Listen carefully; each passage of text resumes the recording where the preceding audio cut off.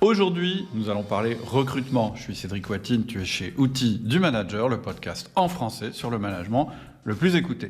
Alors aujourd'hui, je reçois à nouveau Damien Lapré. Damien Lapré, c'est le fondateur et le dirigeant d'une entreprise qui s'appelle Edera DX et qui est une start-up qui déploie une technologie appelée la biopsie liquide pour la détection des cancers. Damien était déjà venu nous voir puisqu'il avait accepté de témoigner à propos de la méthode RDE, recruteur d'élite, qui est notre méthode chez Outils du Manager pour recruter. Et il a voulu revenir pour nous expliquer comment s'étaient passés ces recrutements et comment son entreprise avait évolué. Parce que entre la fois dernière, qui était novembre 2021, et maintenant, il y a eu quelques évolutions. J'en ai profité aussi pour créer une suite de mails sur le recrutement que j'ai appelé « Recruter sans te tromper ». Si tu veux recevoir ces mails, il suffit que tu suives le lien en descriptif. Mais pour l'instant, place à notre conversation avec Damien Lapré. Bonjour Damien. Salut Cédric. Tu vas bien? Impeccable. Donc c'est la deuxième fois que tu viens sur le podcast. Ouais. Je me souviens plus, mais quand c'était exactement. Mais la dernière fois qu'on s'est parlé, tu étais vraiment en lancement et tu avais prévu. Tu avais fait une campagne de recrutement massif. Tu avais commencé une campagne de recrutement massif. Ouais. Et tu avais utilisé pour ça notre outil recruteur d'élite et j'avais beaucoup apprécié ton témoignage.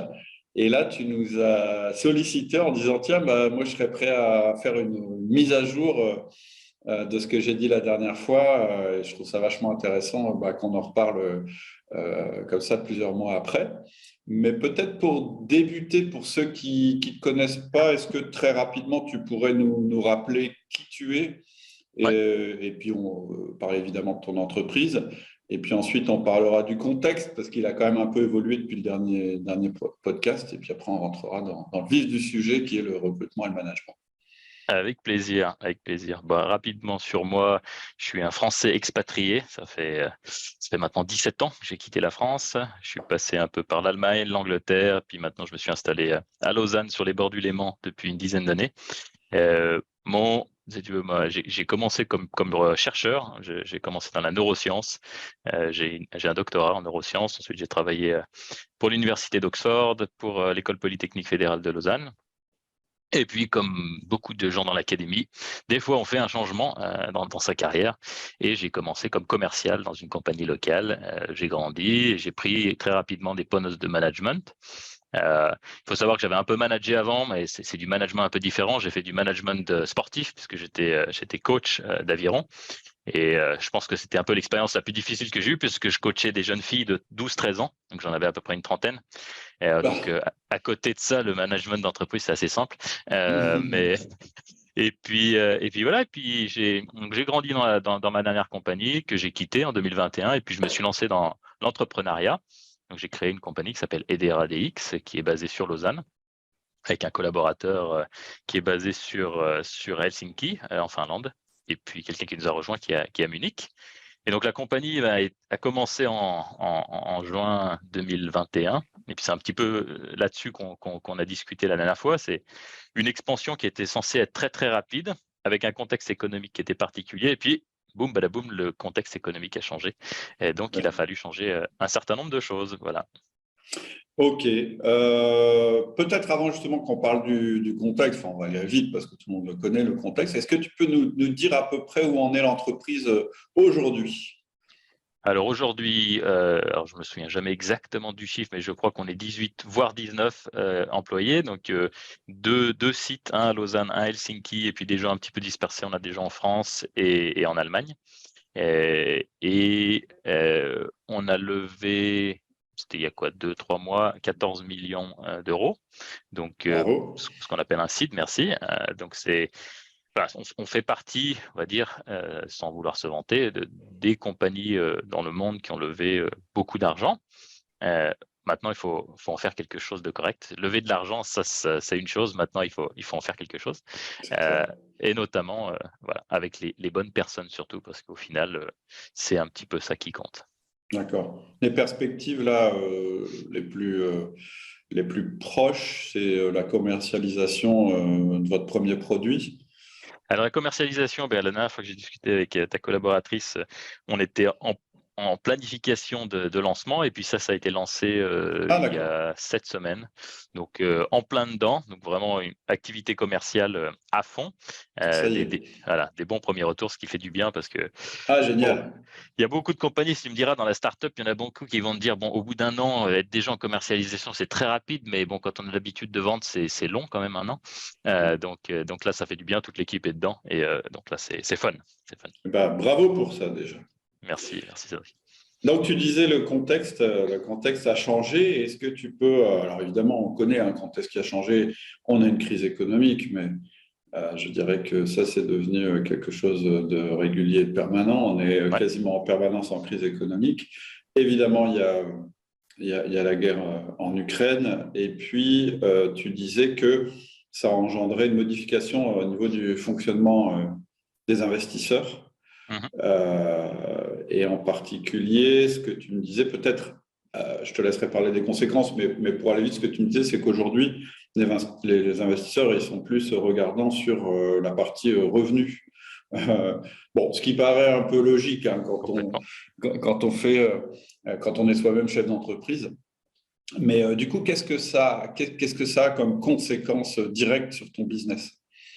Alors peut-être parce que beaucoup de gens qui t'écoutent sont aussi de l'entrepreneuriat, mais peut-être pas forcément start-up. Donc le milieu de la start-up est un petit peu particulier et ça va peut-être choquer un petit peu les entrepreneurs qui ont vraiment construit quelque chose avec une idée de profit en tête, ce qui est assez logique, était un peu à la base de la construction d'une compagnie. Dans le milieu de la start-up, sur les 10 dernières années, si tu veux, ça a été un peu n'importe quoi, c'est-à-dire que le Far West, en gros, beaucoup d'argent, très peu de ce qu'on appelle la due diligence, donc vraiment de compagnies ou d'investisseurs qui vont regarder vraiment dans le détail le plan d'évolution des compagnies. C'est tellement d'argent que, en gros, on va au casino, on met de l'argent sur les compagnies, puis il y en a une ou deux qui font beaucoup d'argent, qui récupèrent, et donc ça marche. Un petit peu comme quand on fait un placement en bourse ou quand on achète de l'art ou des choses, on se dit, s'il y en a un qui décolle, de toute façon, ça compensera les pertes des autres. Et c'est exactement ça. Voilà, après, à niveau humain et à niveau entreprise, ça peut être discutable. C'est discutable, surtout que avec la bascule qui s'est passée, c'est-à-dire que toutes ces compagnies qui ont été fondées sur des fondations assez faibles, assez fragiles, au moment où il n'y a plus d'argent, c'est-à-dire que d'un seul coup, l'argent s'arrête et les investisseurs sont beaucoup plus regardants, mais c'est beaucoup de compagnies qui tombent. C'est-à-dire que là, on a vraiment on a pas mal de drames, notamment dans notre secteur, hein, le milieu de la santé, avec beaucoup de compagnies qui désembauchent, qui ferment pour certaines à cause de choses qui ont été mal faites. Hein. On parle de compagnies quand même, je ne sais pas, pour donner un ordre de grandeur, on a des compagnies qui dépensent 100 à 150 millions par an pour générer 50 millions de revenus. Voilà, il y a un problème quelque part. Et donc ce modèle-là qui existait quand Hedera a été créé, n'existe plus. C'est-à-dire que du jour au lendemain, cet argent qui était présent n'était plus là. Et c'est vrai que dès le départ, on va dire, on a créé la compagnie avec l'idée de profitabilité. Ce n'était pas du tout de rentrer dans ce modèle de free money. Mais d'un seul coup, il y a beaucoup plus de regard qui se fait sur les dépenses et notamment sur ce qu'on appelle le headcount, donc le nombre d'employés, qui est vraiment un facteur important parce qu'on va regarder à quel point la compagnie est efficace à générer du revenu avec peu d'employés. Et donc, c'est vrai que les plans de départ dont on avait discuté la dernière fois qu'on s'est vu, hein, c'était une expansion beaucoup plus rapide. Hein. L'équipe de vente devait faire, aujourd'hui, on devrait pratiquement être une quarantaine, une cinquantaine dans l'équipe de vente. Aujourd'hui, on est une dizaine, ce qui est beaucoup hein, pour une petite start-up. Mais ce qui fait que les choses sont vraiment différentes et je suis heureux d'avoir utilisé Recruteur d'élite parce que ça m'a justement permis de trouver des talents qui ont pu s'adapter. Et ça c'est critique. D'accord. C'est-à-dire qu'en fait, si je comprends bien, si je résume, ton entreprise, en fait, finalement, elle a été obligée de s'adapter. Tu as changé de tactique, tu as vu tes plans de recrutement à la baisse. Et finalement, tu vas te retrouver avec moins de salariés. Mais ce que tu dis, c'est que les salariés que tu as recrutés ont été capables d'entendre le changement de stratégie. C'est-à-dire qu'ils étaient déjà recrutés quand tu as fait ta stratégie ou tu as changé le profil des personnes recrutées parce que tu changeais de stratégie? Alors, il y a eu un peu des deux. On va dire, il y a eu une vague de personnes qui sont venues avant le changement de stratégie. Et après, on pourra parler des talents, justement, de la recherche des talents, qui est pas quelque chose de simple. Mais une stratégie qui s'est faite au fur et à mesure, c'est-à-dire qui a évolué alors que les employés étaient déjà là, pour la plupart, en tout cas pour une partie. Et donc, il a fallu, que ces gens-là s'adaptent. Et Ouais. donc, c'était important d'avoir trouvé des gens qui aient cette capacité de s'adapter. Et ça, je trouve, c'est probablement l'aspect le plus difficile à détecter en entretien, la capacité d'adapter. Il y a beaucoup de choses sur lesquelles on peut vraiment trouver assez facilement, hein, des fits, mais la capacité de s'adapter, c'est pas facile, surtout dans des milieux de start-up qui évoluent très très vite. C'est-à-dire, on change de direction assez rapidement, et en fait, on se rend compte que quand on sélectionne bien les gens, on sait de toute façon qu'il y a un palier qu'ils ne pourront pas atteindre. C'est-à-dire que la plupart des employés vont réussir à faire un certain nombre de changements jusqu'à, donc ça peut durer, 4, 5, 10 ans, mais il y a un moment donné, et on peut plus aller au-dessus, il faut changer. Et ça, c'est naturel, mais il faut réussir à trouver ces gens-là qui vont être capables de passer 1, 2, 3, 4 paliers. Et ça, c'est pas facile. Et c'est vrai que Recruteur d'élite m'a en tout cas permis, en tout cas, de beaucoup plus structurer, on en avait parlé la dernière fois, beaucoup moins Ouais. sur cet émotionnel de dire, ah, je le sens bien. Ouais, super, mais en règle générale, ça te pète à la figure. Ouais. Et il y a un autre truc, tiens, que ça évoque ce que tu viens de dire. Je vais le dire parce que on parlera peut-être de management après, mais un truc auquel il faut être très très vigilant en management, c'est de ne pas amener son employé, son collaborateur, je dirais, à la limite de sa compétence. Alors, on dit il y a un seuil d'incompétence, après ça se discute parce que non, on peut se former, oui, on peut toujours évoluer, etc.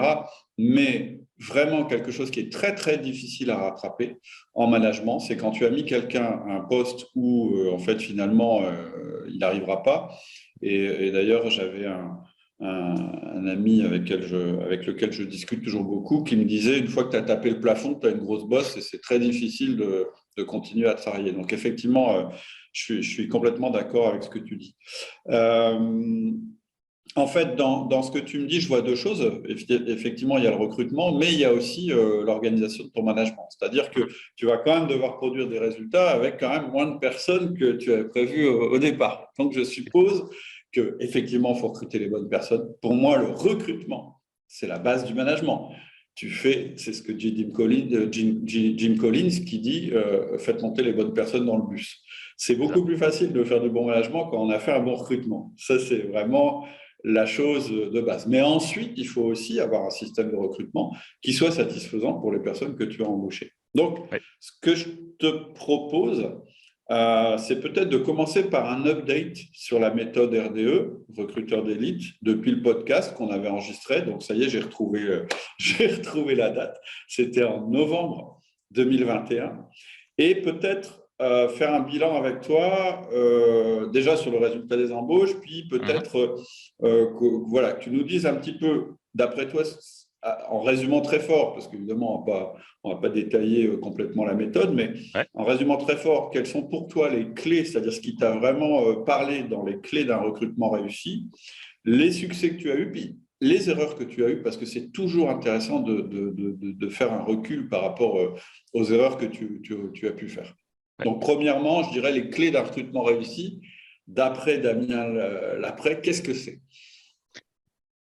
Alors, les clés d'un recrutement réussi, alors il y a eu des petits changements par rapport à la façon dont on recrutait à l'époque. Et le changement principal, si tu veux, c'est d'impliquer plus de personnes dans ce recrutement et d'impliquer aussi plus le candidat. C'est-à-dire qu'à l'époque, on était sur une phase, on va dire, il y avait 3 phases. La phase revue de curriculum.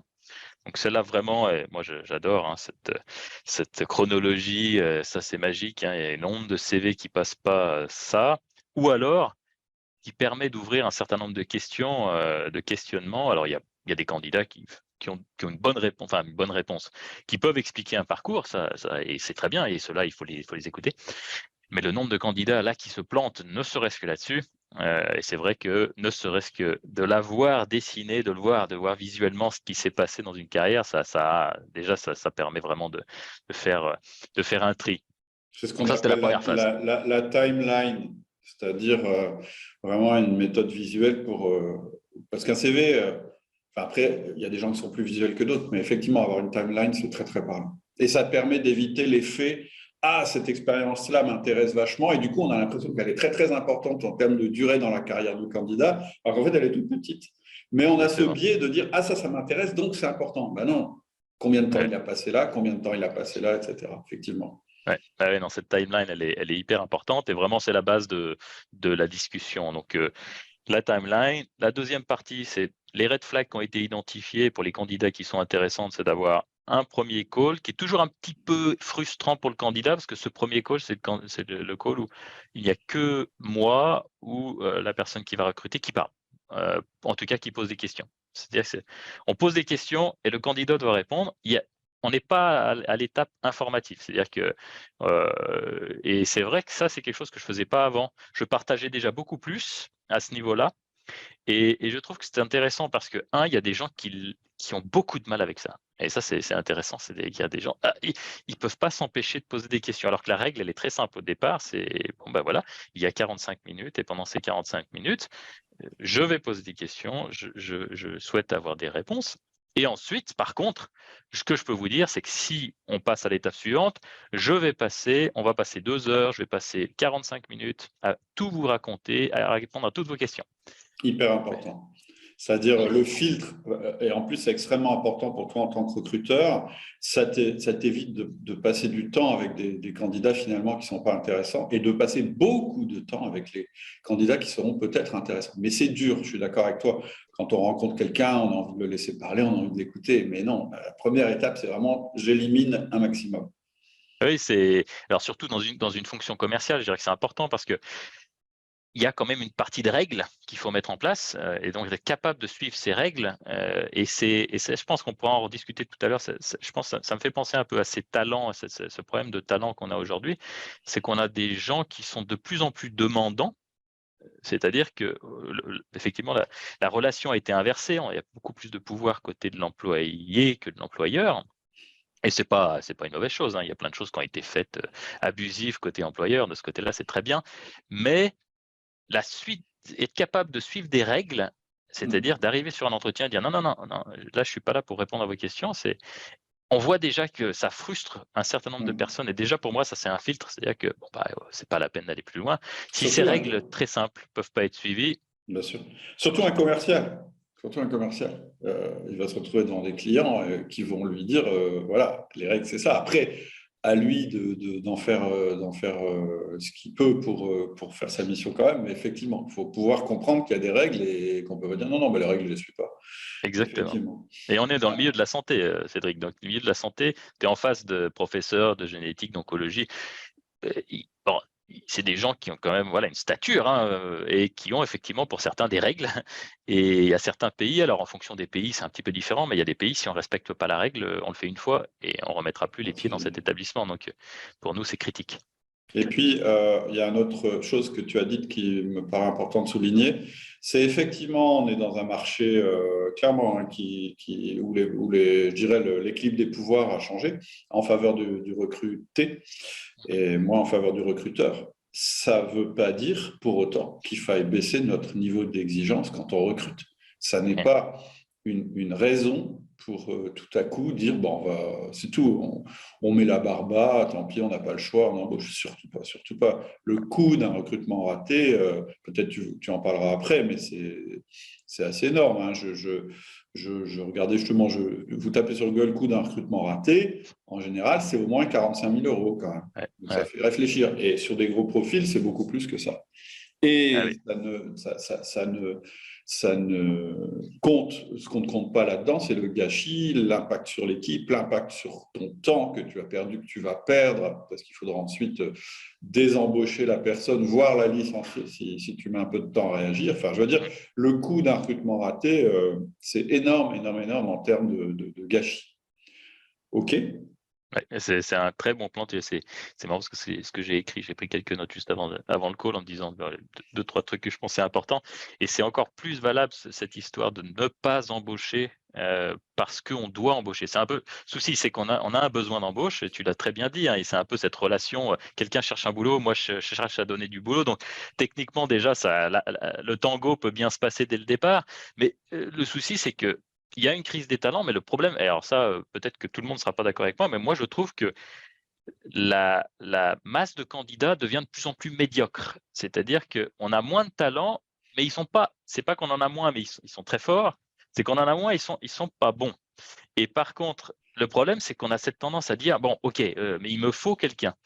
Et ça, à la limite, c'est le truc le plus dramatique qu'on puisse faire. Hein. C'est-à-dire qu'il vaut mieux dire, ok, je préfère peut-être regarder en interne, je crois que tu l'avais mentionné aussi sur Bien d'autres sûr. podcasts, hein, c'est de dire, est-ce que finalement, il n'y a pas des gens qui seraient heureux d'étendre leur portfolio en interne, c'est-à-dire d'avoir plus de responsabilités, des choses qui peuvent être partagées, éventuellement chercher un autre profil, plutôt que se diriger vers en disant, ok, bon, c'est pas idéal, mais on va quand même y aller. Alors ça faut pas faire. Alors, très, très, très, très, très important, effectivement.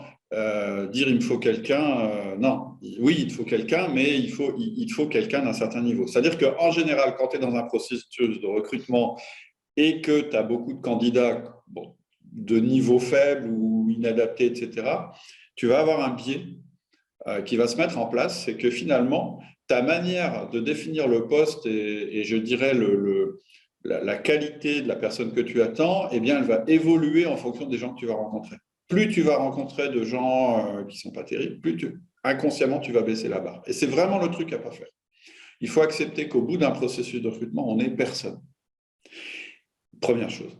C'est le truc le plus important à comprendre. L'autre chose dont tu parles, et on n'en avait pas parlé évidemment la dernière fois, puisque tu démarrais quasi de zéro, Ouais. c'est que l'étape qu'on a dans la méthode recruteur d'élite, la première étape, c'est pas la définition du poste. La première étape, c'est une discussion, une conversation avec les personnes en place autour du poste. C'est-à-dire que ça démarre toujours par, bon, on a besoin de cette compétence, ou bien on est en limite de capacité, ou bien on n'a pas ça dans l'équipe.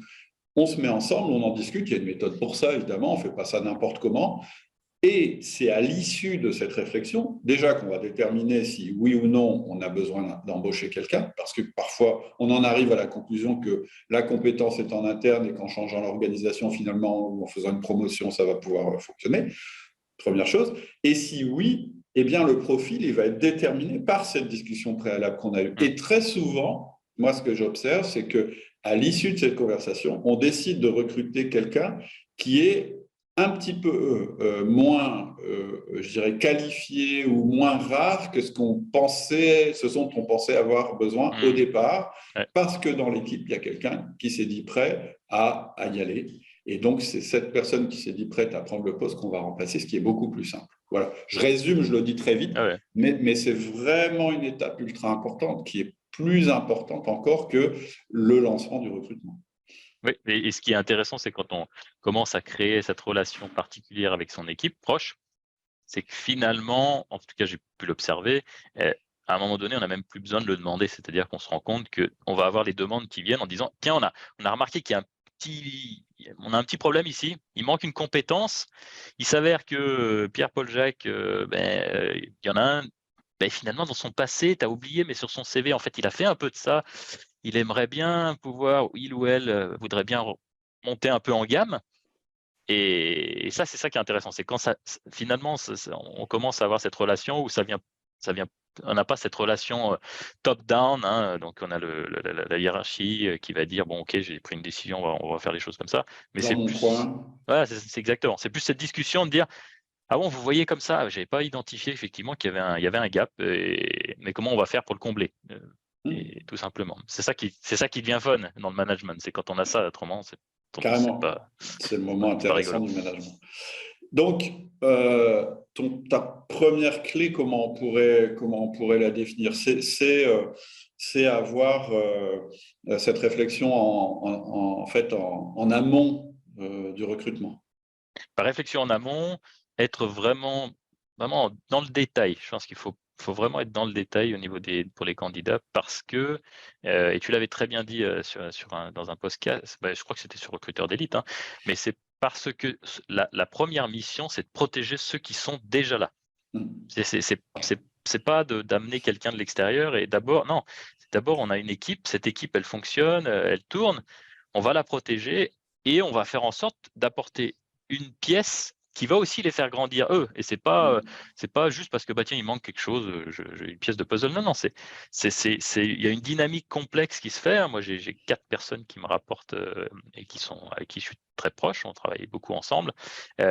Ces 4-là, je peux pas me permettre d'apporter quelqu'un qui va mettre le bordel. C'est pas possible. Ça serait pas les respecter et ça serait dangereux aussi en termes de dynamique et de productivité. Donc je pense c'est avant tout c'est de réfléchir à comment je ne perturbe pas, mais ça veut pas dire ne pas perturber. Peut-être pas perturber, c'est pas le bon mot parce que des fois, moi j'ai eu des embauches qui ont perturbé cette dynamique, mais positivement. C'est-à-dire que d'un seul coup, on se dit, ouh là là, qu'est-ce qui se passe? C'est plus comme avant, là, et puis hop, on trouve un nouveau rythme et ça devient très puissant. Donc ça veut dire qu'il faut être capable de perturber, mais pas négativement. Oui, je pense que le résumé de ça, c'est qu'il faut faire participer l'équipe au recrutement le C'est ça. plus en amont possible. Ouais. Et en fait, c'est comme si tu commençais l'onboarding, mais sans le candidat pour l'instant. Ouais. Et parfois, il n'y a même pas de candidat, c'est juste une transformation de l'équipe. Oui, tout à fait. Et puis, la deuxième clé dont tu as parlé tout à l'heure dans l'introduction, c'est tu as parlé de la capacité d'adaptation des personnes en faisant en sorte que le job évolue tout le temps. Mais alors, la question, c'est comment tu fais? C'est quoi l'outil? Alors, je le connais, moi, l'outil, mais c'est quoi l'outil, en fait, pour mesurer que quelqu'un, effectivement, va être capable de s'adapter, etc., etc. Ouais. Alors, je me souviens plus exactement dans toi ce que tu proposais. Après, nous, on a introduit quelque chose qui permet d'avoir un tout petit peu plus de fouillis dans tout ça, c'est introduire plus de personnes, c'est-à-dire dans ce processus. Et donc, le candidat, quand le candidat ou la candidate est invité ici dans nos bureaux, donc on fait toujours un entretien physique, cette personne va être en face de toute l'équipe. Donc, on a toute mon équipe, donc on a une dizaine de personnes. Et là, le candidat ou la candidate doit venir avec une présentation. Donc, on leur a donné du travail à la maison à faire. Et là, c'est open bar en termes de questions. Et effectivement, c'est des questions qui viennent en règle générale, les candidats ont plus l'habitude de voir leur manager. Donc, ils ont un espèce de format qu'ils connaissent. Et donc, ils savent à peu près quel type quelles réponses sont attendues et autres. On peut les perturber. C'est beaucoup plus perturbant quand on a maintenant d'autres postes qui viennent, c'est-à-dire des gens qui viennent d'autres départements et qui vont commencer à poser des questions qui sont en relation avec eux. Et là, on voit assez bien déjà des gens qui sont capables de prendre la distance, soit de dire c'est intéressant, je ne sais pas, voilà comment j'ai entendu qu'on pouvait faire, ou alors oui, j'en ai entendu pas, ou je suis très intéressé, j'aimerais comprendre, ou et ceux qui sont complètement paumés, c'est-à-dire que ils n'ont pas l'habitude d'être questionnés. Et c'est ça, tu me demandais ce que j'ai un petit peu modifié, c'est vraiment l'introduction de ce travail à la maison des candidats et l'introduction de l'équipe, c'est-à-dire que l'équipe participe à cette présentation et peut poser des questions. Je pensais en fait aux questions comportementales. Tu vois la partie justement pour pas se faire emmener par, on en parlait tout à l'heure, l'expérience du candidat, la manière avoir en fait des questions qui vont chez lui essayer de détecter ce qui sera dans son passé, ce qu'il a fait déjà, ce qui sera utile pour l'entreprise qu'il va intégrer.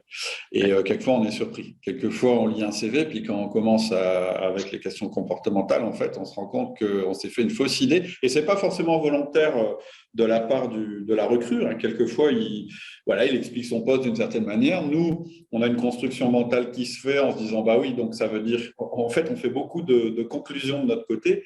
Et quand on revient aux questions comportementales, on se rend compte qu'en fait, et c'est là où on est précis, que ce n'était pas du tout ce qu'on croyait. Ou au contraire, ça conforte ce qu'on s'était imaginé, hein, ce qui est toujours intéressant. Oui, et d'ailleurs, les questions comportementales qu'on utilise sont toujours les mêmes par poste. C'est-à-dire c'est des questions comportementales différentes. Donc, pour un poste particulier, on va identifier qu'est-ce qu'on pense être important en termes de comportement. Donc, un commercial va avoir un set de questions comportementales particulières. Quelqu'un qui va être plutôt au niveau du support va avoir des questions différentes parce qu'on ne s'attend pas exactement à la même chose. Mais c'est important, en tout cas, d'avoir quelque chose d'homogène entre les candidats. Parce qu'autrement, si on commence à changer de questions d'un candidat à l'autre, c'est très différent, c'est très difficile de jauger quelle est la personne qui va avoir le meilleur fit. Tu perds ton référentiel. Ouais. Exactement, exactement. Et il y a un truc que tu avais dit aussi quand on avait préparé, que j'ai trouvé hyper intéressant, c'est étudier les projets ratés du candidat, c'est-à-dire lui... Et ça, tu l'as mis dans la capacité d'adaptation. Est-ce que tu peux expliquer un petit peu ce process-là? Surtout pour un commercial, je dirais que c'est très important, l'équipe commerciale, de comprendre là où on s'est planté, et bien planté. J'ai déjà eu des candidats qui m'ont dit qu'ils ne se sont jamais plantés. Alors déjà là, pour moi, c'est un gros red flag parce que ça veut dire soit qu'ils se moquent de moi, soit qu'ils ne sont pas conscients de s'être plantés, ou alors qu'ils n'ont vraiment rien tenté. Et là, s'ils n'ont rien tenté, dans le milieu de la startup, ça ne marchera pas.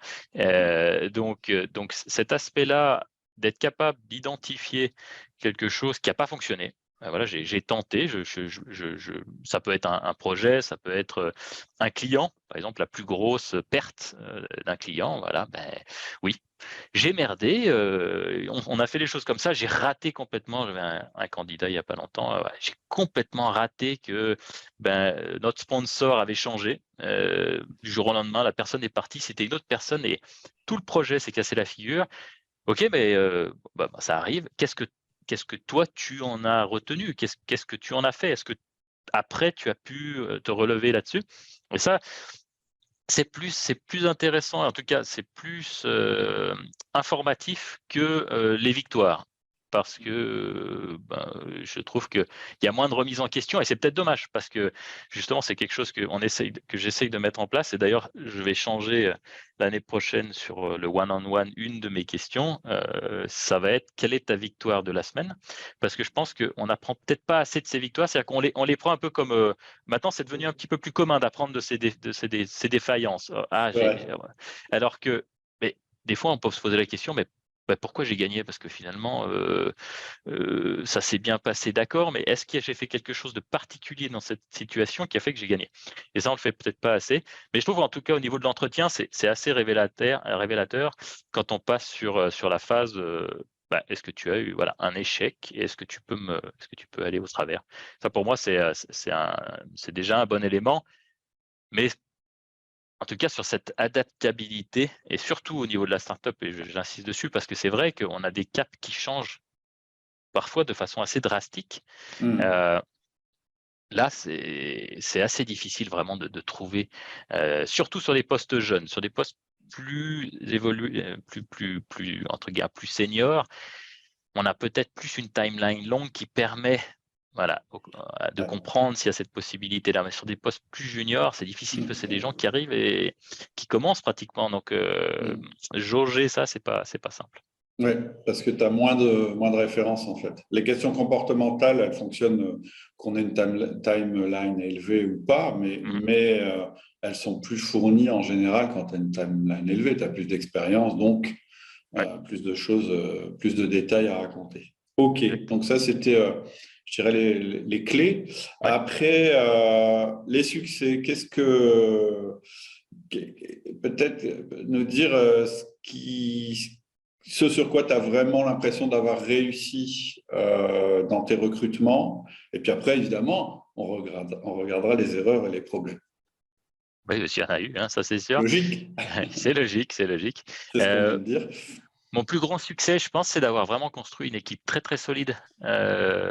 Et ce qui est intéressant, c'est que j'ai fait rentrer même des profils, et notamment une qui se reconnaîtra, qui pensait qu'elle ne serait pas capable de suivre le rythme. C'est-à-dire que, elle rentrait dans le truc, mais c'était beaucoup de questionnements. C'était est-ce que je fais ça, est-ce que je vais pouvoir, puis partir dans tous les sens, et puis ça a effectivement perturbé un peu la dynamique de l'équipe qui était à l'époque de 3, une quatrième qui arrive, et puis d'un seul coup, à se dire ah la vache, et finalement, non seulement je le fais bien, mais en plus j'aime ça, quoi. C'est cool, c'est fun et c'est là où je m'éclate. Et ça, c'était rigolo parce qu'on avait un entretien comme ça en me disant, bah oui, c'est ça, je l'avais identifié effectivement pendant ton entretien que tu étais capable de le faire. Tu l'avais peut-être jamais expérimenté avant, mais tu étais tout à fait capable de le faire. Et c'est vrai que créer cette symbiose, ces 4 qui sont très différents, et je sais que tu vas discuter avec 2 d'entre eux, ils sont très, très différents. C'est prévu Voilà. demain. Voilà, donc ça va être assez rigolo, mais très différents, mais très complémentaires. Et je pense là où je suis le plus fier, mais c'est là et ça revient à la partie management, et c'est la plus dure pour moi en tout cas, c'est pas la confiance, c'est d'être capable de dire: «OK, peut-être qu'ils savent plus que moi, sur certains sujets». Et évidemment, je les ai embauchés pour ça, donc évidemment, ils le savent plus, mais c'est de l'accepter. C'est-à-dire que de temps en temps, de se dire: «OK, bon, oui, j'ai sur certains domaines plus d'expérience, c'est vrai. Il y a des choses que je sais parce que je l'ai vécu». Mais finalement, d'être capable de dire: «OK, j'écoute, même quand je suis pas de bonne humeur, j'écoute», en me disant qu'il y a peut-être quelque chose qui va en ressortir, et c'est de rentrer dans cette dynamique d'écoute un maximum qui finalement, et je sais que tu l'as mentionné dans plein de podcasts et autres, c'est beaucoup plus simple de faire ça parce que finalement, bah, c'est pas toi qui tires la charrue, mais on est tous à pousser, de la même façon. Donc c'est beaucoup moins épuisant pour le manager, mais je trouve que c'est cette partie qui est la plus difficile, c'est de dire de temps en temps, on a envie de dire: «OK, bon, on va dans cette direction». Et puis là, on a 2 personnes qui nous regardent, qui disent: Ouais, mais je pense que cette direction, c'est pas la bonne, il faut mieux celle-là». Et là, tu as envie de dire: «Bon écoute, hein, je connais, je sais faire, on va là». Et c'est à ce moment-là de se dire: «OK, bon, alors explique-moi pourquoi tu penses que cette direction-là est la bonne? Est-ce que les autres, qu'est-ce que vous en pensez?» Et c'est là où d'un seul coup, il se passe quelque chose d'intéressant où finalement on va pas prendre ni l'une ni l'autre, mais on va prendre une troisième qui est beaucoup plus intéressante et qui va avoir beaucoup plus de retours. Heu et ça c'est vraiment là j'en suis assez fier, c'est vraiment d'avoir créé cette symbiose et cette capacité de gens qui viennent me voir et qui me disent: «Excuse-moi, mais la dernière idée que tu as eue, c'était complètement con, quoi». Mais mais avec tout le respect, qu'on peut avoir les uns Ouais, avec les ouais. autres, mais sans hésiter à dire: «Là, je suis désolé, je pense que c'est pas la bonne idée, quoi». Hmm. Et ça fait plaisir parce que quand on a atteint cette relation, c'est de se dire: «OK, on est dans une relation professionnelle, on n'est pas des potes, on n'est certainement pas une famille». Ça, c'est un mot que je comprends pas qu'on puisse utiliser ça dans les compagnies, c'est non, on n'est pas une famille. Mais par contre, on peut être une équipe, et on est une équipe soudée. On va dans une direction et on décide de ces directions ensemble. Et ça, ouais, ça c'est chouette. Ça c'est très chouette. Alors, dans ce que tu dis, il y a plusieurs choses. La première chose voilà, qui m'intéresse, c'est tu dis, et c'est vrai, c'est ce qu'on entend beaucoup, c'est il faut être à l'écoute.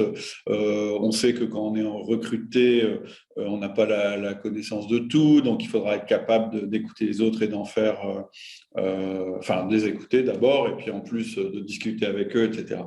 Et ça, en fait, c'est une intention. Et finalement, souvent, il y a un énorme écart entre ce qu'on voudrait faire ou ce qu'annonce le candidat en disant bah oui, c'est évident, je ne peux pas tout savoir, et c'est vrai que c'est évident, et puis le comportemental. Et je reviens à mes questions comportementales, c'est vraiment important, à la fois au moment du recrutement et à la fois au moment du management, qu'on ne soit pas seulement sur les principes et qu'on soit vraiment sur les comportements. Donc, comment ça se traduit? Eh bien, on a un petit outil qui est proposé dans la méthode qui s'appelle le Culture Match, où on va déterminer quelles sont les valeurs, soit de notre entreprise si elles sont déjà existantes, Mmh. si l'entreprise est déjà existante, soit les valeurs que l'on voudrait avoir dans notre entreprise, mais on ne va pas le faire du style oui, nous on veut de l'honnêteté, on veut de l'échange, enfin, on veut que les gens soient humbles, patati patata, parce que ça finalement, c'est ce que tout le monde dit, et quelque part ce que tout le monde écrit, et souvent l'expérience vécue par l'employé à l'intérieur de l'entreprise, c'est pas ça du tout. Mmh. Et je dis souvent, moi, la culture d'entreprise, c'est la somme des comportements. Donc le travail qu'on va faire en amont, avant le recrutement, c'est justement partir des comportements qu'on apprécie dans l'entreprise et qui nous réussissent. Mais alors, si on crée une entreprise, on peut le prendre dans notre passé. Enfin, je veux dire, après, il y a plein de manières de le faire. Mais en tout cas, partir des comportements pour en déterminer les valeurs. Et Mmh. une fois qu'on a fait ça, c'est beaucoup plus facile de créer les questions comportementales qui vont correspondre à ces valeurs parce qu'on saura exactement ce qu'on cherche Ouais. dans nos questions auprès du collaborateur. Parce que c'est bien d'embaucher une compétence, mais si vous embauchez une compétence et qu'à côté, il n'y a pas les comportements attendus, ça ne va pas marcher, ce sera pire que tout. Et là, tu as mis le doigt dessus, c'est vraiment avoir une clarté sur la culture qu'on veut créer et que cette culture, elle ne soit pas créée dans l'absolu et dans le vide, non seulement ça, mais qu'en plus, elle soit rattachée à des comportements. Sinon, vous aurez toujours en face de vous des gens qui sauront vous répondre, qui sauront vous dire « oui, oui, moi… » Alors, c'est le truc, les qualités, les défauts. Hein. Bon, donc, je te l'ai fait. Hein, c'est l'honnêteté, mais ça m'a joué des tours. Le perfectionnisme, ça, c'est mon gros défaut. Je suis quelqu'un qui est très, très perfectionniste. Voilà, etc., etc., Ouais. etc. Donc, ça, cette façade-là, elle doit tomber pour pouvoir aller sur du comportemental. C'est une chose. Attention, ce qui est important juste dans ce que tu dis, et c'est là où probablement un certain nombre de personnes se plantent parce qu'ils prennent les valeurs qui sont écrites sur la porte. Et ces valeurs-là, elles n'existent pas. Donc, Exact. soit ça a été bien fait, bien pensé, il y a des compagnies qui l'ont très bien fait, et effectivement, ça vient des employés, c'est-à-dire que c'est la culture qui s'est créée, hein, on le voit très bien à partir d'une quinzaine d'employés, c'est là où ces valeurs commencent à sortir. Et s'ils partent sur celles qui sont écrites, mais qui ne correspondent pas, alors là, ils sont mal barrés. Donc, effectivement, ce travail, il vient même pratiquement plus en amont, c'est-à-dire d'être sûr quelles sont les valeurs de cette compagnie. Ou alors, on est dans une compagnie qui est énorme. Bon, les valeurs de la compagnie, ce n'est pas forcément nos trucs. Mais par contre, le département dans lequel on est, on sent qu'il y a des valeurs particulières. Et ça, on peut les faire ressortir. Mais c'est super important. Ouais. Et les bonnes valeurs, c'est-à-dire que tu pars du comportement, en fait. Et tu regardes le comportement des employés en général, donc on a une méthode pour ça, et puis tu dis ça je veux pas.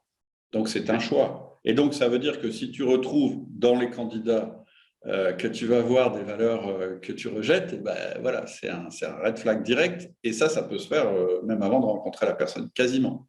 Bien sûr. La rencontrer en vrai ou en visio. Mmh. Et par contre, tu peux aussi avoir autre chose. Là, c'est le niveau suivant. C'est, je suis super content de ces valeurs-là que j'ai dans l'entreprise ou de ces comportements-là qui déterminent ces valeurs-là, mais il me manque un peu plus de ça dans mon équipe. Et ça, c'est intéressant aussi. Mmh. C'est qu'à partir du moment où tu maîtrises cet outil du culture match, eh bien, tu peux aussi choisir de faire entrer dans l'équipe des gens qui vont renforcer ou développer des comportements et des valeurs qui aujourd'hui n'existent pas suffisamment. Donc, c'est vraiment quelque chose de très puissant qui est aussi important que la compétence des gens que tu embauches. Et effectivement, ce que tu disais tout à l'heure, c'est que ensuite, une fois que tu as fait rentrer les bonnes personnes avec la bonne autonomie, les bonnes valeurs, etc., toi, tu peux prendre ton rôle. Et là, maintenant, on est dans le management, on n'est plus dans le recrutement. Tu peux prendre ton rôle de coach parce que tu as recruté des gens qui sont en capacité non seulement d'être autonomes tout seuls, mais d'être autonomes en équipe. Donc, c'est quand même vachement intéressant. Intéressant, puis c'est excitant. C'est vraiment… Ça change la perception chiante du management où c'est l'impression qu'il faut avoir un fouet et puis il faut… Enfin, je veux dire, ça n'a aucun sens. Moi, je me lève Ou pas le matin. décider de tout, ou ne jamais être Évident. surpris. Moi, ce que je dis souvent, c'est ce que je préfère dans le management, alors que pourtant, j'essaye… j'ai une approche du management qui est assez structurée, etc., etc. J'adore être surpris par mes collaborateurs. Être surpris en bien. Hein. Oui. mais c'est ça le truc, tu te dis, waouh, j'aurais pas pensé. Quoi. Ouais. Et ils ont fait ce truc-là. Pour moi, c'est le plus grand plaisir du manager. Ouais, OK. Est-ce que sur les succès, on a dit tout ce que tu avais à Oui, dire? oui, si tu veux, c'est vraiment ça. Après, le reste de la compagnie, et les recrutements qui se sont faits, je trouve, effectivement, il y a eu quelques erreurs, mais on a quand même créé quelque chose sur une petite compagnie qui reste quand même vraiment, on est petit, hein. On a réussi à créer quelque chose d'assez exceptionnel avec une vitesse d'exécution et de communication qui est très forte. Mais qui demande, et ça, je pense que c'est valable pour toutes les compagnies, qui demandent une grande attention, c'est-à-dire quotidienne, de faire attention surtout que la communication reste fluide, et ça peut vite partir en javel. surtout avec les outils modernes, où là, on se retrouve avec… Et ça, je suis très fier de dire que mon inbox, en règle générale, elle est vide et je ne reçois pas beaucoup d'emails. C'est ça qui est chouette. C'est-à-dire C'est qu'on a, on plutôt a bon créé, signe. voilà, créé une communication qui est plutôt… alors, on a des outils de communication de chat, des choses comme ça, parce qu'il y a des trucs Hmm. qui… Mais ces choses-là, donc, effectivement, il y a beaucoup de choses qui sont bien faites. Mais il y a des choses qui Alors, sont moins bien faites. voilà. Maintenant qu'on a vu les clés du succès, le succès, qu'est-ce que puisque tu veux recruter des gens qui savent tirer, qui savent tirer, je dirais, des leçons de leurs échecs, qu'est-ce qui s'est moins bien passé, les problèmes que tu as rencontrés et dont tu voudrais nous parler par rapport, je dirais, au recrutement? Alors, je crois, j'en avais parlé un petit peu la dernière fois, parce que j'avais déjà eu le cas la dernière fois, mais c'était… alors, ce qui était rigolo, ça nous est arrivé plusieurs fois, mais ce qui a été récurrent, c'est qu'à chaque fois que j'ai dévié de la trajectoire qui avait été définie, c'est-à-dire voilà comment on va faire avec le CV, voilà le type de questions qu'on va poser, voilà comment va se faire l'entretien face à face. Dès que tu es sorti du Dès que je suis processus sorti de ce RDE. processus-là, je me suis planté, et bien planté, c'est-à-dire que j'ai pris un raccourci à un moment donné, c'est-à-dire que je suis tombé un peu dans l'émotionnel en disant mais ça tu dois connaître, bon c'est bon, on va pas passer là-dessus, tu es trop senior ou ouais, voilà, avec un CV comme ça c'est bon, allez, on passe directement à la partie séduction. Ouais, Ouais, tu sais, la compagnie elle est chouette, on va faire ci, on va faire ouais. ça. Et là, là c'est voilà, là c'est pas bien passé. Et alors, c'est arrivé beaucoup ou bien Ça nous est arrivé 2 fois. 2 fois? Et les 2 fois, c'était exactement la même chose. C'est-à-dire que les 2 fois, et c'est moi, hein, donc je peux dire que c'est moi qui me suis planté. 2 fois, je suis sorti effectivement du chemin qui avait été défini. Et donc là, c'était très facile à identifier. Il y a une 3e fois où une autre personne avec qui ça n'a pas fonctionné. Et là, c'est plutôt c'est vraiment cette capacité. Et là, et c'est pour ça aussi qu'on a introduit plus de personnes dans l'entretien. Parce que là, on n'avait vraiment pas identifié ou peut-être pas bien qualifié la capacité à évoluer D'accord. dans la compagnie. Et ça, voilà, ça, et je pense que maintenant, avec plus de recul, et d'ailleurs, on le voit c'est marrant avec l'ambiance hein, dans la salle quand le candidat présente, il y a cette ambiance. On a un peu tout le monde qui est intéressé, qui dit tiens, ok, ça ne veut pas dire qu'il faut se baser que là-dessus, mais on sent qu'il y a des questions, et puis il y a cette ambiance un peu tout le monde s'ennuie. Et là, c'est souvent un tout petit peu embêtant. Hmm. Mais effectivement, sur ce profil-là, ça avait été plus une erreur de détecter la capacité de s'adapter à des changements qui soient petits ou grands. Hein. Là, c'était pas forcément. Et ça, c'est pas facile, surtout quand on recrute des gens qui viennent de grosses structures. Hmm. Et on a des succès hein, avec des gens qui viennent de très grosses structures et qui s'adaptent parfaitement à une culture, une façon de faire qui est très différente. Mais c'est là où des fois ça coince et c'est pas toujours facile. En tout cas, sur des jeunes profils, c'est pas facile. Et là, ouais, on s'était bien planté. Et tu disais que c'était un problème d'alignement culturel pour les 2 premiers cas où ça Ouais. n'a pas marché. En fait, je te rejoins, tu sais, la première version de RDE, on n'avait pas introduit cet outil Culture Match. C'est-à-dire que on était parti du principe que de toute façon, dans les questions comportementales, pour moi c'était implicite, que dans les questions comportementales, on allait se rendre compte de si la personne serait adaptée ou pas à la culture d'entreprise.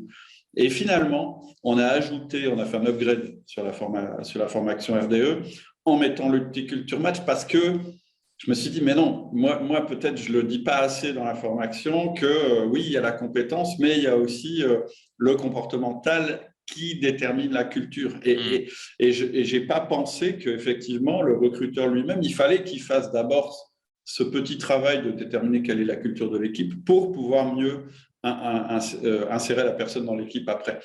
Et en plus, c'est ce phénomène quand même d'exigence des candidats, de pénurie, etc., renforce encore cette importance de la culture d'entreprise, d'être capable d'en parler de manière très concrète, parce que c'est ce que les candidats de valeur vont attendre.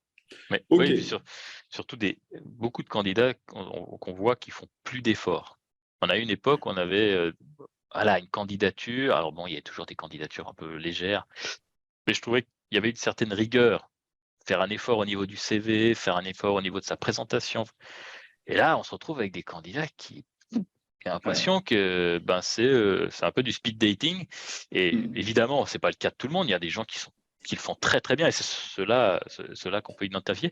Mais il y en a beaucoup, beaucoup, beaucoup qui. Et donc, si on n'a pas un système en place qui est bien en place, qui nous permet de pas perdre de temps, parce que Ouais. c'est surtout ça, et tu l'as très bien dit, ce que tu veux, c'est passer beaucoup de temps avec les gens Complètement. sur lesquels, voilà, ceux qui tu penses peuvent être un bon fit avec ta compagnie, ceux-là, tu veux passer du temps, tu veux discuter, et ne serait-ce que même si ça marche pas, c'est-à-dire que si tu sors de l'entretien, tu dis, bah non, finalement, ça marche pas, mais t'en sors grandi, finalement, tu as Oui, appris des oui, choses, oui. tu as aussi passer le mot sur ta compagnie, c'est-à-dire que quelque part, ce que tu veux, c'est que l'environnement reconnaisse ce que tu essayes de faire, euh, voilà, tu veux vraiment passer le mot. Et ça, c'est important parce que tu veux passer du temps. Mais ce que tu veux surtout, c'est ne pas passer de temps sur les choses qui sont pas bonnes. Et je voulais juste rajouter un truc par rapport au mismatch qui s'est passé dans les entretiens.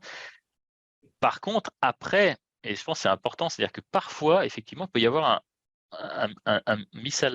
comment dire, euh, un manque d'alignement entre l'employé, enfin entre la compagnie, la culture et l'employé. Par contre, c'est quand même possible de rattraper. Oui, C'est-à-dire que, là, ce qu'on voit, c'est que il y a certains qui rattrapent et qui s'alignent et après c'est parti et c'est super. Et donc c'est pas pour tout mettre uniquement effectivement parce qu'après c'est peut-être un tout petit peu simple de dire bah voilà c'est bon j'ai recruté c'est parti il y a plus après il y a beaucoup de choses qui vont se passer et ça revient au au 1 à 1 quoi. C'est tous ces petits coups de volant que tu mets régulièrement, c'est-à-dire hop, ok, comment je fais? Puis de temps en temps, effectivement, il y a peut-être un petit coup de violent, un petit peu plus violent pour réaligner, mais ça ne veut pas dire que le travail il s'arrête là. Et ça c'est clair. c'est clair. Il y aura quand même du management à faire, même Il y a, si tu as très très bien recruté. il y a quand même ça. Mais ce que tu dis, c'est vraiment intéressant. C'est que de toute façon, après, il faut être réaliste, le candidat idéal n'existe pas. Il faut qu'il soit le plus proche possible de ton idéal et que tu connaisses ton écart. Et le Ensuite, manager idéal n'existe pas non plus, donc comme ça. voilà, exactement. Et puis, il y a plein de facteurs. Hein. On est quand même dans l'humain, donc qui vont intervenir. Mais c'est justement parce qu'il y a plein de facteurs qu'il faut être le plus rationnel possible. Et ensuite, le fait d'avoir travaillé en amont avec ton équipe, déterminer la culture, fait le recrutement en commun avec eux, etc., etc., c'est un acte de management vis-à-vis de ton équipe. C'est-à-dire que, je vais exagérer, mais imaginons que ça ne mène pas à un recrutement parce que finalement le profil n'existe pas, etc., tu auras quand même fait un acte de management avec ton équipe, tu auras montré ta confiance, tu auras déterminé les valeurs que tu recherches, etc. Et je dirais presque que le fait d'avoir clarifié ta culture d'entreprise, les comportements attendus, etc., ça va être utile dans ton management au quotidien. Parce que tu vas te... Moi, il y a un truc que je dis souvent, je dis, chaque année, prenez la liste de votre personnel et demandez-vous si vous réembaucheriez chaque personne et ce qui pourrait faire que vous auriez un doute. Ça ne veut pas dire que vous allez virer la personne, mais tiens, Bien sûr. qu'est-ce qu'avec le recul, j'ai pas vu et que j'aurais dû voir, etc. Et c'est là-dessus que vous allez travailler en management au niveau du feedback. Ouais, puis je sais plus ce que j'ai chopé ça, mais j'avais vu, je ne rappelle plus où c'était, je pense que c'était aux États-Unis, quelqu'un qui s'envoyait un email effectivement, et je fais ça, c'est-à-dire que je m'envoie un petit rappel tous les 3 mois pour rappeler que finalement le job que j'avais n'existe plus, euh, que les choses ont évolué. Donc c'est toujours le même titre, c'est toujours le même salaire, c'est toujours les mêmes responsabilités, mais finalement la compagnie qui existait il y a 3 mois, bah, elle a évolué, Mm. que les équipes ont évolué, et donc se remettre en question, se dire attends, est-ce que je fais toujours les mêmes choses depuis 2 ans et ça peut pas fonctionner. Donc comment je fais pour faire en sorte que ça veut pas dire que tous les 3 mois il faut changer tout parce que ça j'ai vu ça Non, aussi non. et là c'est catastrophique parce que plus personne ne sait s'y retrouver. Mais c'est aussi se dire ok, est-ce que pendant ces 3 derniers mois j'ai évolué aussi avec l'équipe et peut-être que je ne l'ai pas fait, et c'est peut-être le moment de se dire attends, il faut peut-être que je fasse 2, 3 changements parce que ça peut pas continuer comme ça. C'est un peu la question est-ce que je me réembaucherais moi-même, en fait? Oui, oui, oui. Et, Il y a une si j'ai compagnie un comme doute, ça. c'est Tu as une clair. compagnie comme ça qui se fait, je sais pas, c'est pas Spotify, non, c'est pas Spotify. Et chaque année, en tout cas, tous les membres du management repassent par le processus d'embauche. Alors, c'est un peu, voilà, c'est américaine et tout, mais, Ouais. mais Bah, le principe est finalement, intéressant. finalement, quand tu fais les entretiens d'évaluation, c'est un petit peu ce que tu fais. Moi c'est une autre formation, c'est pas RDE, mais c'est euh, entretien de progrès, EDP, Mhm. où finalement, oui, c'est pas comme si on faisait une embauche, mais réellement, on repart de ce qui a été fait. Enfin, on refait ce process qui ressemble très fort, en fait, finalement, à un recrutement en étant plus soft. Il n'y a pas la phase sélection, etc. Mais Bien quand même, sûr. il y a une discussion qui ressemble fort. Ouais. Et qu'est-ce que tu as prévu comme évolution dans la stratégie de l'entreprise à la lumière des apprentissages de cette dernière année, au niveau du recrutement et peut-être au niveau du développement? Au niveau du recrutement, il y a quelque chose qu'on a observé, alors qui est particulier peut-être à notre industrie, c'est qu'on a beaucoup de mal à recruter des gens avec de l'expérience. Parce que, étant donné qu'on est dans une crise, la plupart des gens s'accrochent, et c'est normal, on peut le comprendre, à leur entreprise. Donc, c'est plus risqué de passer du côté d'une start-up. Et puis aussi, on a observé, parce qu'il y a une pénurie de talents, en tout cas au niveau des commerciaux, on a des territoires qui ont diminué. C'est-à-dire que nous, on est une start-up. Et c'est vrai, quand on embauche quelqu'un, on dit, ben voilà, c'est pour s'occuper de la France, c'est pour s'occuper des Nordiques. Donc, c'est des territoires qui sont très grands. Autant il y a quelques années, c'était pas très compliqué à trouver. Autant maintenant, ça devient très compliqué parce qu'on a des candidats qui disent, moi, je veux bien m'occuper de l'île. OK, c'est cool, mais l'île et ce qu'il y a autour, c'est possible?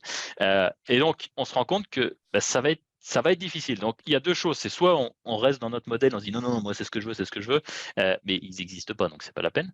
Soit on s'assied, on discute et on dit: «Voilà, qu'est-ce qu'on peut faire pour changer les choses?» Et personnellement, je pense qu'on va probablement venir vers des candidats plus juniors, c'est-à-dire mais avec un effort plus important en interne d'onboarding, c'est-à-dire des gens qui vont accepter de dire voilà, c'est une de mes premières expériences. J'ai pas peur de partir sur du grand, j'ai pas peur du milieu de la startup et des risques qui viennent avec, et je vais m'en servir. Et je pense que c'est quelque chose peut-être qu'on fait peut-être pas assez dans les recrutements, c'est aussi de montrer le potentiel après. Je crois que c'était Philippe Pierre qui en parlait, hein, si je me souviens bien Ouais. dans ton dernier podcast, c'est-à-dire de dire venez chez nous et le jour où vous partez, voilà les portes qui peuvent s'ouvrir. C'est-à-dire qu'on ne s'attend pas à ce que les gens ils restent 20 ans chez nous. Ça n'existe plus. En plus, les commerciaux, c'est encore plus spéciaux. C'est-à-dire qu'en général, 3-4 ans, c'est logique. On fait 3-4 ans, on évolue, on part ailleurs. Mais c'est aussi de l'ouvrir dès le départ. C'est-à-dire de dire, écoutez, venez chez nous. Nous, on va vous apporter ça, on va vous former, on va vous donner une évolution de carrière. Et à un moment donné, vous allez vouloir partir. Voilà les portes qui vont s'ouvrir. C'est-à-dire qu'on va vous former pour pouvoir aller ouvrir ces portes qui sont, voilà, qui sont des portes qui sont toujours intéressantes pour tout le monde. Et c'est un peu comme ça que je voudrais un petit peu faire évoluer les choses. Euh, et ça part d'un fait, c'est-à-dire, voilà, on trouve pas les candidats qui nous satisfont. Ils existent, c'est-à-dire qu'on peut trouver, mais il va falloir faire une adaptation interne et externe pour pouvoir arriver au meilleur résultat. C'est vrai que moi, c'est un truc que je constate aussi, c'est de plus en plus difficile de trouver des candidats qui acceptent des grands secteurs et des déplacements permanents, etc., etc. Alors, on en trouve toujours, mais c'est plus compliqué. Et puis, il y a plus de risques liés à ça. Bien sûr. Et donc, il y a aussi en interne probablement une réflexion à mener sur ce phénomène. Ouais.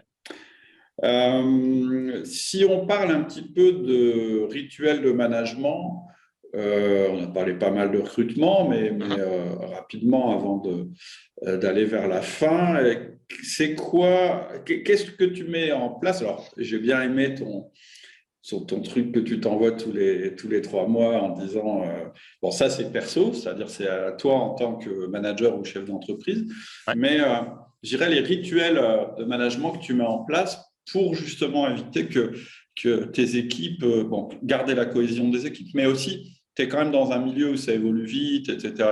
Et qu'est-ce qui tient la baraque, en fait, en termes de rituels de management? Alors, le 1 à 1, c'est vraiment c'est le ciment.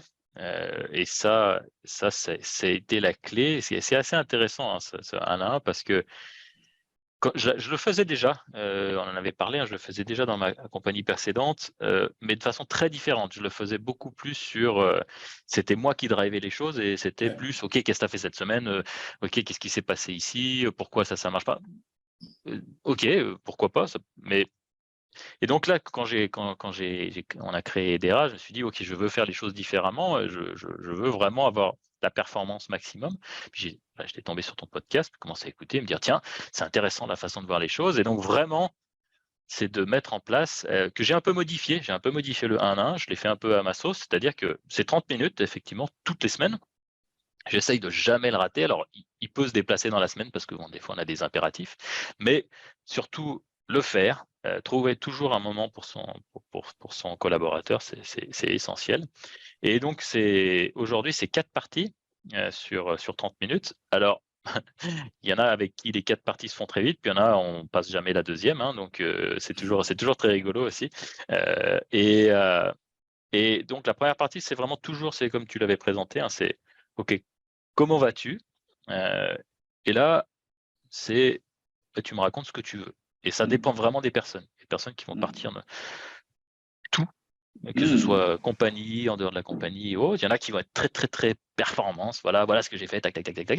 Mmh. Heu, mais ça évolue au fur et à mesure du temps. La deuxième partie, c'est toujours les feedbacks, et ça, je sais que c'est une partie qui est très appréciée. En tout cas, je C'est l'entends souvent, bien. puisque dans cette partie-là, voilà, toujours demander: «Est-ce que tu es prêt à recevoir un feedback?» Alors, il y a pas toujours des feedbacks, mais quand il y en a. Troisième partie chez nous, c'est tout ce que tu garderais, tout ce que tu enlèverais, tout ce que tu améliorerais. Donc, est-ce qu'il y a quelque chose qu'on ne fait pas aujourd'hui que tu voudrais amener? Est-ce qu'il y a quelque chose qu'on fait que tu voudrais arrêter parce que tu vois pas l'intérêt? Ou est-ce quelque chose que tu penses qu'on devrait garder, améliorer? Donc voilà, c'est toutes ces réflexions. Donc ça, c'est des points qui sont importants parce que Ouais. ça permet aussi de voir s'il y a des alignements, et des fois, on a 2, 3 personnes qui me disent à peu près la même chose. Je me dis: «Ah tiens, il y a quelque chose, qu'il faut qu'on fasse». Et la quatrième partie que je vais changer, mais qui a été pendant un certain temps, qu'est-ce que tu as appris? Je trouvais que c'était important de garder parce que j'encourage mes collaborateurs de garder 1 heure ou 2 dans la semaine, ils bloquent, et puis là, tu lis, tu écoutes des podcasts, tu fais ce que tu veux, mais quelque chose qui va te permettre de te sortir un petit peu de ton train-train quotidien et de passer à une étape supérieure. Ça, je voudrais le changer par tes victoires. Donc, j'aimerais rajouter, voilà, quelle a été ta petite victoire de la semaine, ou grande victoire. Il n'y en Parce aura pas que toujours. je suis assez d'accord avec toi parce que c'est plus opérationnel, c'est plus Ouais, concret. Après, ce que tu as appris, alors après, ça dépend toujours du contexte de l'entreprise. Ce que tu as appris, c'est important de se le poser au moins une fois par période d'évaluation. ouais. Tu vois, par exemple, si tu fais des évaluations tous les 90 jours, c'est vraiment une question à poser. Mmh. Après, toutes les semaines, oui, on apprend des choses toutes les semaines, mais ce qu'il faut forcer, souvent on a besoin d'un petit peu de recul sur ce qu'on a appris. Alors que les victoires qu'on a eues, bon, bah, on les a eues, quoi. Je suis d'accord avec Exactement. toi. Et c'est très dynamisant de donner l'opportunité à ton collaborateur d'en parler. Ouais, ouais, ouais, et c'est devenu comparé au 1 à 1 que je faisais dans le passé, c'est devenu un plaisir. C'est-à-dire que c'est pas: Ouais. «Allez, on va revoir les performances, les métriques, les machins», ça c'est pas c'est ça c mais ça à la limite, au contraire, et ça tu verras avec les collaborateurs avec qui tu vas parler. Par contre, à côté, ça veut dire qu'il faut que tu sois béton sur tout ce qui est, métriques, tu sais tout, tout est analysé, mais ça, tu y as accès, donc tu as pas besoin d'en discuter pendant le 1 à 1. Ça, c'est des métriques qui sont analysées, qui sont digérées pour toi, tu peux regarder. Mais par contre, ce moment-là, c'est vraiment un moment où, ben, tu construis quelque chose parce que, bah, j'aime bien le mot collaborateur, c'est pas «tu bosses pour moi», quoi, on bosse ensemble, donc j'ai besoin de te comprendre. Si je te Mm. comprends pas, je pourrais pas t'aider à grandir, c'est pas possible. Et alors, je dirais que les métriques, c'est les réalisations factuelles, etc. Tu as deux autres outils. Tu as la réunion d'équipe, où on peut Mmh. regarder les métriques en équipe, je veux dire, ça ne gêne Ouais, pas. Et puis après, les avancements, et je dirais la partie un peu plus, qu'est-ce que tu as fait cette semaine, patati patata, tu peux les faire à travers l'outil 15.5, qui est un petit rapport que tu demandes à tes collaborateurs chaque semaine, où ils te disent ce qu'ils ont fait dans la semaine, là où ils sont bloqués, et ce qu'ils feront la semaine prochaine. Du coup, quand tu fais ce petit outil, du coup, le 1 à 1, il redevient quelque chose de plus… voilà, on est deux humains l'un en face de l'autre et voilà, et on parle pas forcément de chiffres, on peut en parler, tu le disais tout à l'heure, mais surtout, voilà, on fait ce que font deux humains, c'est-à-dire qu'on discute, on explique nos difficultés, ce qu'on a vécu, etc., Mhm. etc. Je suis d'accord. Et ce que j'aime bien ce que j'aime bien dans le 1 à 1, c'était vraiment cet aspect, tu en avais parlé, hein, cette standardisation. C'est-à-dire que tu ne veux pas, tu veux donner le même temps Ouais. à tout le monde de la même manière. Voilà, c'est cadré de la même façon, je vais prendre mes notes de la même manière, je vais faire. Voilà, donc, je te donne le même temps et c'est pas parce qu'il y en a un qui parle plus fort ou parce qu'il y en a un qui a des problèmes, et ça, c'est souvent ça, c'est-à-dire, d'un seul coup, tu as une collaboratrice qui arrive, qui a plus de problèmes que les autres et ben, tu vas passer plus de temps avec elle ou avec une autre. Ben non, elle n'a pas de problème et puis elle est un peu plus discrète, donc tu la verras jamais.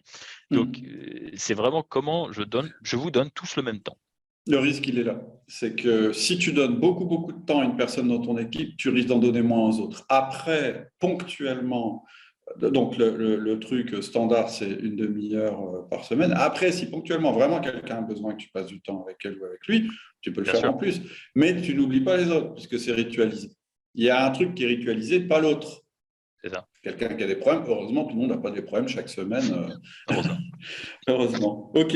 Est-ce qu'il y a d'autres choses dans les rituels de management que tu voudrais évoquer? C'est surtout, c'est vraiment garder, alors pas la porte ouverte, parce que celle-là, ma porte, elle est souvent fermée, parce que voilà, je suis pas forcément envie d'avoir être dérangé tout le temps, mais c'est vraiment de faire ces petits checks réguliers. C'est-à-dire qu'on a ces 30 minutes, mais ça veut dire que c'est pas que ces 30 minutes. 30 minutes, c'est vraiment un truc ensemble.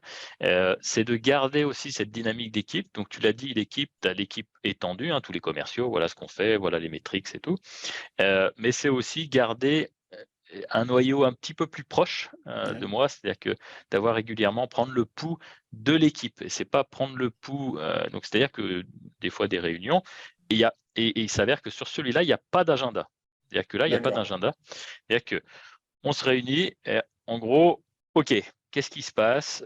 Et là, c'est assez intéressant parce qu'il se passe souvent des choses, c'est-à-dire que ça part un peu dans tous les sens, cette réunion. Et, et souvent, les gens en ressortent contents. C'est-à-dire, là, on a bien fait parce que là, je pataugeais et là, j'ai pu comprendre effectivement ce que tu fais et hop, ça avance. Et Et, ça, je trouve que c'est intéressant aussi à un niveau petite équipe rapprochée.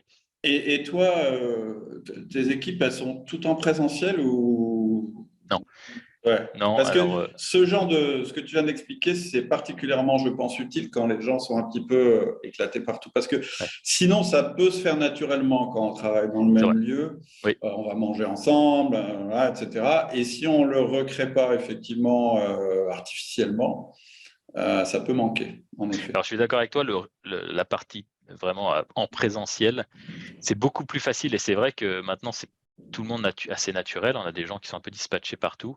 Euh, Construire une Évident. culture d'entreprise avec des gens un peu partout, c'est pas facile. C'est Non. pas simple. Et on le voit, hein, moi, j'ai 3 collaborateurs qui sont sur site et une qui est en France, donc qui participe souvent aux réunions à distance. Et elle me le dit souvent.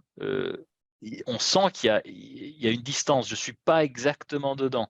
Et ça, c'est pas facile. C'est pas facile. C'est comment on fait en sorte que tout le monde se sente impliqué. Euh, et c'est pas simple de le faire correctement. Et je t'avoue que j'ai pas encore la clé exactement pour faire en sorte que tout le monde se sente faisant partie de cet élan et pas juste des petits satellites un peu à gauche à droite qui font partie de l'aventure, mais qui se sentent pas faisant partie de ce cœur.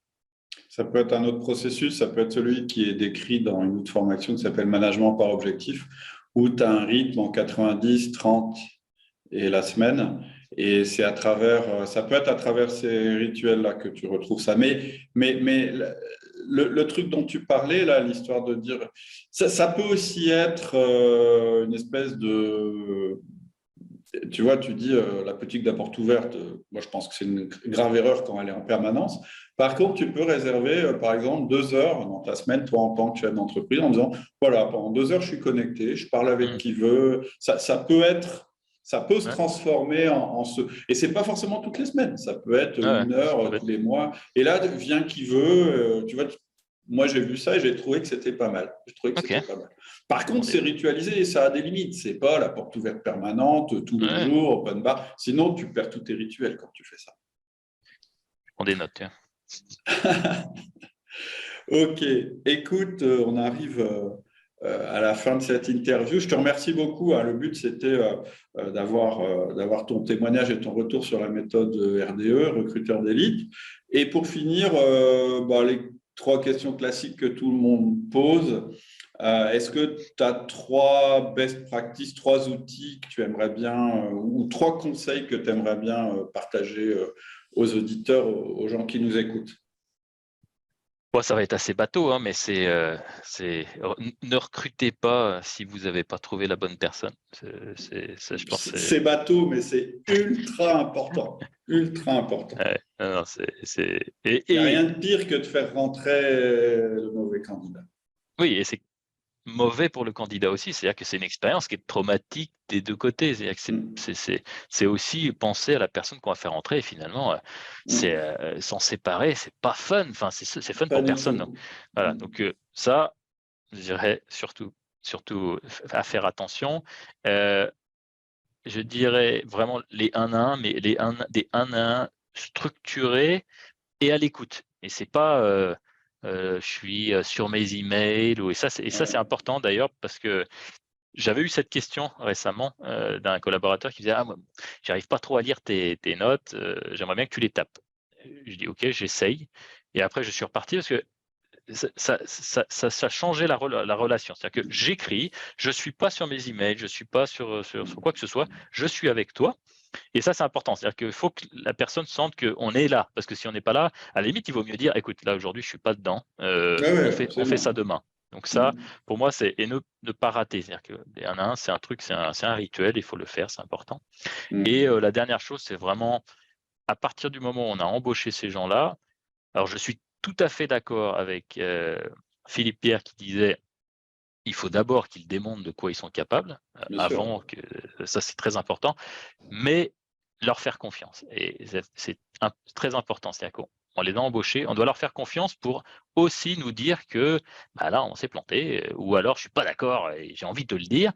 Laissez-les faire, faites-leur confiance et arrêtons de penser qu'on sait tout faire. Surtout pas, on ne sait pas tout faire et on s'épuise à ces espèces de management, excuse-moi de l'expression, à la con. Hein. C'est vraiment, je sais tout faire, mais non, mais tu vas faire ça, toi tu vas faire ça. C'est épuisant et c'est inefficace. Donc on embauche des gens qui sont bons et cette combinaison à travailler avec eux. Par contre, la différence, c'est que le manager a cette visibilité que les autres n'ont pas, qui est une visibilité beaucoup plus large. Donc, on peut prendre des éléments à gauche, à droite et les mettre ensemble. Donc, faites confiance à vos équipes, et c'est important, mais vous ne pouvez pas leur faire confiance si vous n'avez pas embauché les bonnes personnes. Donc, ça. Exactement, c'est exactement ce que j'allais dire. Donc, on boucle, voilà, il faut qu'à la base, vous fassiez monter les bonnes personnes dans le bus. Et pour ça, il faut un processus. Je pense que c'est fini de recruter sans processus. Il faut un processus et un processus qui démarre très en amont. Souvent, quand on donne du conseil en recrutement, on dit soigner l'onboarding. L'onboarding, c'est très, très important. Et c'est vrai. Sauf que moi, je pense que l'onboarding, il commence avant le recrutement. Ouais, c'est un bon point. Et ça, c'est vraiment important. Et avoir un processus qui guide tout le monde à travers ça, ça vraiment, ça réduit le risque d'erreur. Je le répète, ce que vous puissiez faire de pire, c'est faire monter la mauvaise personne dans le bus. C'est ce qui coûte le plus cher à l'équipe, c'est ce qui coûte le plus cher à l'entreprise. Ouais. En tout cas, Damien, merci Merci à infiniment toi. pour ton témoignage. Alors, on l'a évoqué un petit peu pendant le podcast, mais je le redis. Ce qu'a proposé Damien, c'est que je rencontre 2 de ses collaborateurs qui ont été recrutés selon la méthode recruteur d'élite. Et puis, on va les écouter, on va leur demander ce qu'ils ont pensé de ce process de recrutement. Et puis, on va leur demander aussi ce qu'ils pensent du management qui est pratiqué dans ton entreprise. Je trouve que c'est toujours intéressant et je te remercie en tout cas d'avoir proposé ça. Je trouve que c'est vraiment intéressant, c'est une grande preuve de transparence. On verra bien ce qu'ils ont à nous On verra bien. Voilà. Il n'y a pas de script. Hein, là. Je ne sais pas ce qui va se passer. Moi, je n'ai pas de script non plus. Donc, je vais découvrir. Ça durera peut-être 10 minutes, ça durera peut-être 1 heure. On verra, peu importe. En tout cas, on s'est bloqué un créneau. On va enregistrer ça demain. Ça ne sera peut-être pas diffusé tout à fait en même temps que ce podcast-ci. Mais en tout cas, on va le faire. Super. Je te remercie infiniment. C'est moi qui te remercie. Et puis, je souhaite un formidable développement à tes équipes. J'espère qu'on entendra parler d'Edera DX rapidement, puisque je me souviens plus si on l'a dit d'ailleurs. Le but de ta boîte, c'est de développer une technologie pour la détection des cancers. Hein. Alors, effectivement, on travaille sur le cancer et c'est pour aider les instituts hospitaliers à pouvoir mieux traiter, diagnostiquer les cancers. Voilà, donc on a vraiment envie que tu réussisses. Merci beaucoup. À bientôt. À bientôt, Cédric. Merci. Ciao. Voilà, c'est tout pour aujourd'hui. J'espère que ça t'a plu. Très bientôt, j'aurai cette conversation avec les collaborateurs de Damien. J'espère aussi que la conversation a été pour toi l'occasion de recueillir quelques pépites sur le recrutement ou en tout cas de te convaincre que le recrutement, c'était vraiment quelque chose que tu ne pouvais pas laisser au hasard et qu'il était très important d'avoir un processus. Je sais aussi qu'au cours d'une conversation, ça part un peu dans tous les sens. Donc ce que j'ai fait, je te le disais en introduction du podcast, c'est une série de mails qui s'appelle Recruter sans te tromper, que tu peux recevoir dans ta boîte mail. Pour ça, il suffit soit déjà d'être abonné au mail privé, ou si tu n'es pas encore abonné, ou si tu écoutes ce podcast, je dirais pas à sa date de sortie, eh bien tu peux accéder à cette série simplement en suivant le mail que j'ai mis en descriptif du podcast, qui va te permettre de recevoir la série dans ton mail. Il suffit pour ça que tu me laisses ton prénom, ton nom et ton meilleur mail, et c'est parti, tu recevras mes principes pour un recrutement réussi. Je te souhaite une très bonne semaine et je te dis à bientôt.